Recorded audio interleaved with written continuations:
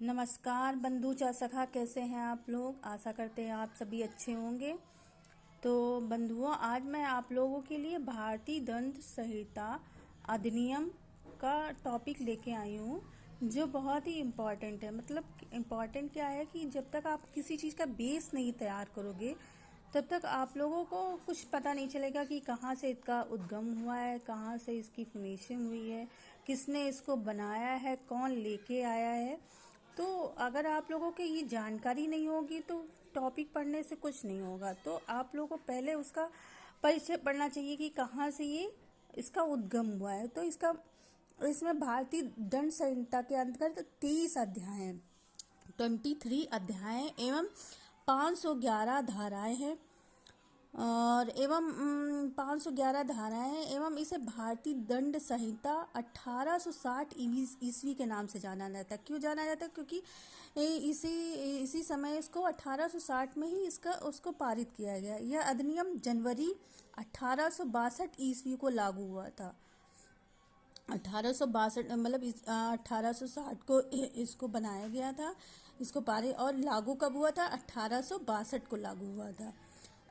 इसे Lord Macaulay द्वारा बनाया गया था। तो कैसे बनाया गया था? इसका भारतीय दंड संहिता का उद्गम कहाँ से हुआ था? तो लॉर्ड मैकाले ने सन 1853 ईस्वी में ब्रिटिश लॉर्ड मैकाले ने संसद में भारत के लिए कानून बनाने के लिए प्रस्ताव पेश किया था। तो 1834 ईस्वी में ब्रिटिश संसद ने प्रथम विधि आयोग का गठन किया था। इस आयोग के अध्यक्ष लॉर्ड मैकाले व 3 अन्य सदस्य थे। पहले थे किलपोर्ड और दूसरे थे एंडरसन, तीसरे थे मिलेट थे। तो ब्रिटिश गवर्नर काउंसिल के समक्ष अक्टूबर 1836 ईस्वी को दंड विधि का स्वरूप प्रस्तुत किया गया था।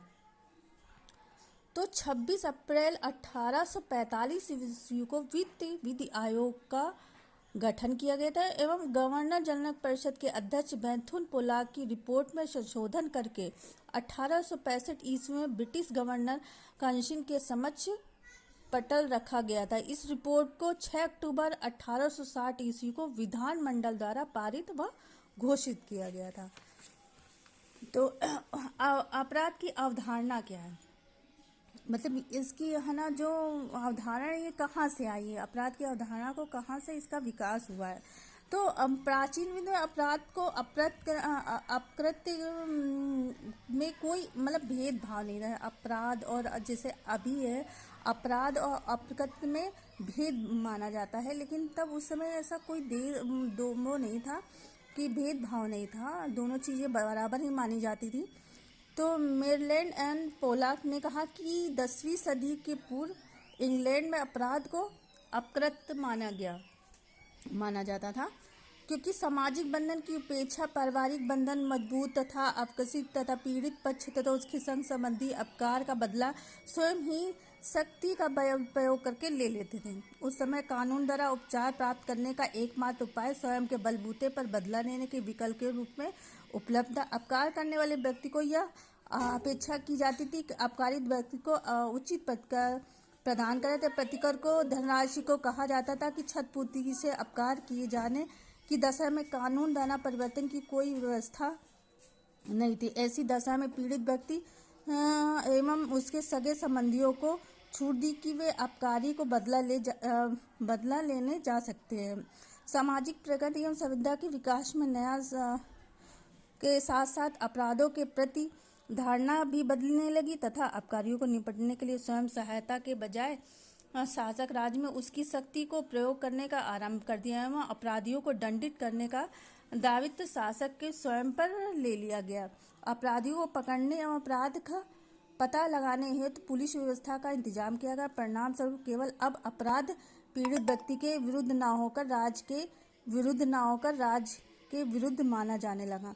12वीं शताब्दी तक इंग्लैंड में राजद्रोह, बलात्कार एवं विशेष निंदा को ही अपराध माना जाता था एवं हत्या को अपराध नहीं माना जाता था। 15वीं शताब्दी तक इंग्लैंड में मेंस रिया की जानकारी नहीं थी। मेंस रिया जस्टिस कोक ने बताया था कि मेंस रिया होता क्या है।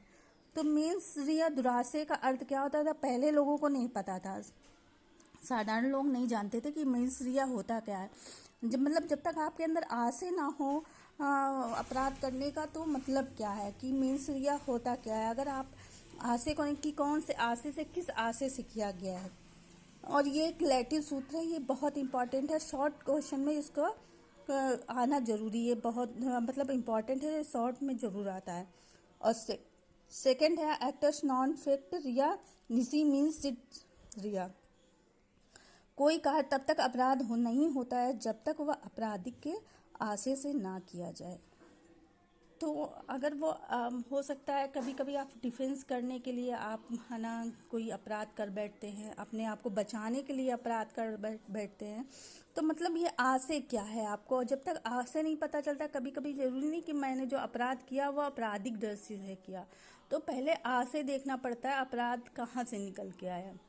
तो दोस्तों आज के लिए इतना ही टॉपिक है, और आगे मैं आप लोगों के लिए, अगर आप लोगों को अच्छा लगा तो प्लीज़ मुझे लाइक करें, सब्सक्राइब करें, जिससे मैं आगे और अच्छे अच्छे नोट्स आप लोगों को दे सकूं जो इम्पोर्टेंट हो आपके लिए, जो आपको एग्ज़ाम की प्रिपरेशन करने के लिए बहुत ही काम आए। तो प्लीज़ मुझे सब्सक्राइब करें, लाइक करें। Thank you.